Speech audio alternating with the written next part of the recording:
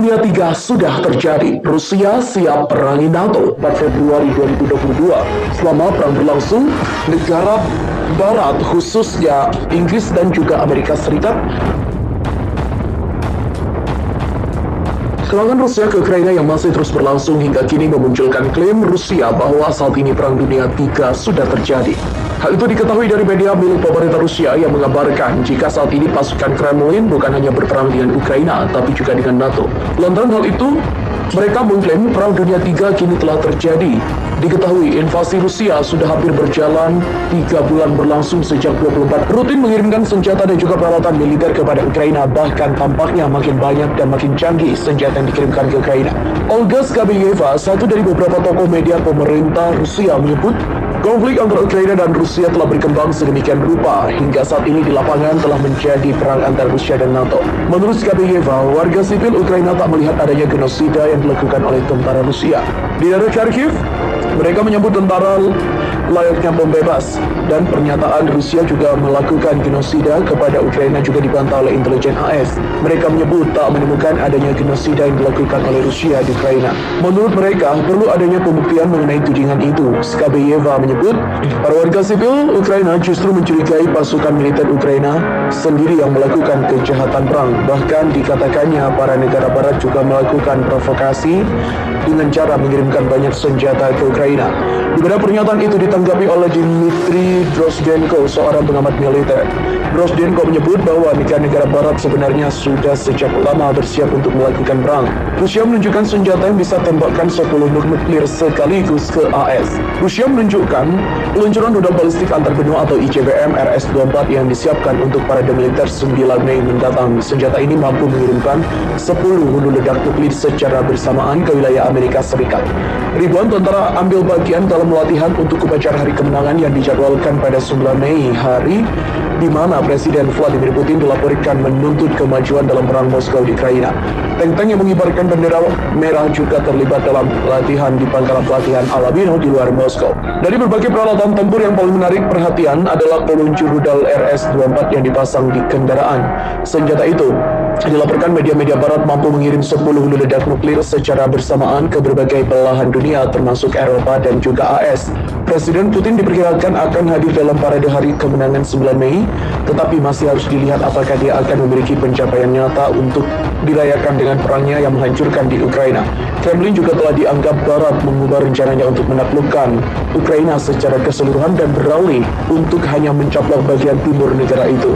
Serangan udara Rusia di Ukraina juga telah ditingkatkan sejak kapal perangnya Moskva tenggelam di lepas pantai selatan Ukraina, di mana keadaan pasti tentang bagaimana kapal utama armada laut hitam Rusia terbakar, meledak dan tenggelam tak sepenuhnya diverifikasi. Namun Kiev mengklaim kapal itu dihantam oleh 2 rudal Neptune yang ditembakkan dari darat.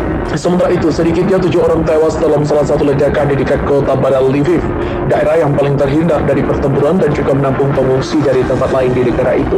Media pemerintah Rusia mengatakan mereka telah menargetkan pusat logistik militer yang digunakan untuk menyimpan senjata yang disumbangkan oleh Sekutu Barat. Maxim Kositsky, gubernur kota itu, mengatakan laporan bahwa menunjukkan ada 4 serangan, 3 di gudang yang tak digunakan oleh militer dan 1 lagi di stasiun layanan mobil. Itu adalah serangan biadab di sebuah stasiun layanan itu adalah fasilitas yang sepenuhnya sipil. Pemerintah Ukraina mengkonfirmasi bahwa pertempuran fase kedua juga telah dimulai di Donbas, di mana pasukan Rusia telah merebut kota Kremina. Kiev akui pasukan Rusia merebut kota Kremina di Ukraina Timur.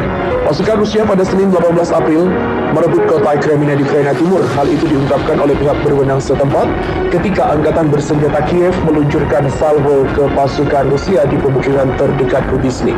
Ada serangan besar dalam hari dari Minggu 17 April hingga Senin di Kremina. Tentara Rusia juga telah masuk ke sana dengan sejumlah besar perangkat keras militer. Membela, kami juga telah mundur ke posisi baru. Kremina terletak sekitar 50 km atau 31 mil di timur laut Kramatorsk, pusat administrasi kawasan itu, dan juga merupakan target strategis untuk menyerang pasukan Rusia. Kota itu juga memiliki populasi sebelum perang hampir 20.000 orang. Sementara itu, AFP melaporkan Rubizny yang berada di bawah kendali pasukan Rusia berada di bawah tembakan hebat dari artileri dan juga mortir Ukraina, di mana ledakan kuat juga dapat terlihat di Rubizny dan terkadang diikuti oleh kebakaran dan juga gumpalan asap putih ataupun hitam.